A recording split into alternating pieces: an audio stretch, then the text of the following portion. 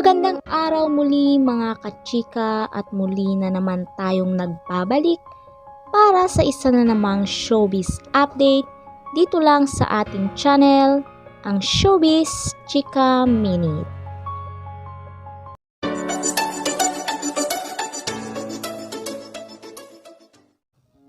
Iba't iba ang naging reaksyon ng mga netizens tungkol sa naging opinyon ng kapamilya actress na si Julia Montes hinggil sa issue ng panloloko o cheating. Nitong Lunes, October 16, nag-guest ang aktres kasama ang kanyang leading man na si Alden Richards sa Kapamilya Morning Program na Magandang Buhay. Dito ay natanong si Julia at Alden kung kaya pa ba nilang ipaglaban ang relasyon kung sakaling umabot ito sa sitwasyon na may panlolokong involved.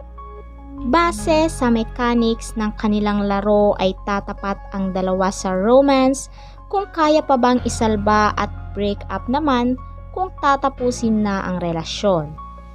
Tumapat si Julia sa romance na ang ibig sabihin ay handa itong magbigay ng panibagong pagkakataon para sa karelasyon na nagloko.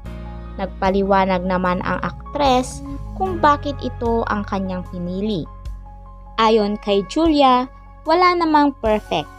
Aminin natin in a relationship, mayroon isa or minsan hindi ko naman nilalahat, diba? Baka dalawa kayong nagkamali for a time. Pero hindi naman necessarily na pag nagkamali sa'yo, hihiwalayan mo na agad.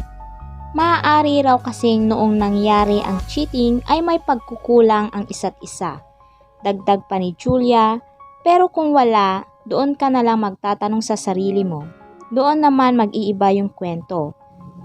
Kaya feeling ko ang cheating pag ilang beses na, too much.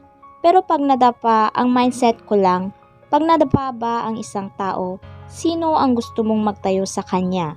Ibang tao na, ibang babae na, o ikaw pa rin na partner niya?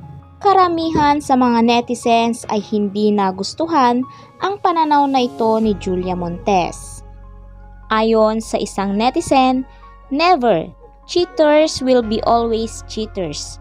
The more you give them a chance, the more they will take you for granted. They will hop from one relationship to another. Para yang cancer na mahirap gamutin, lalo na kung habitual na. Dagdag naman ng isa pang netizen, medyo disappointed ako doon sa stand ni Julia Montes about sa cheating. Cheating is a choice.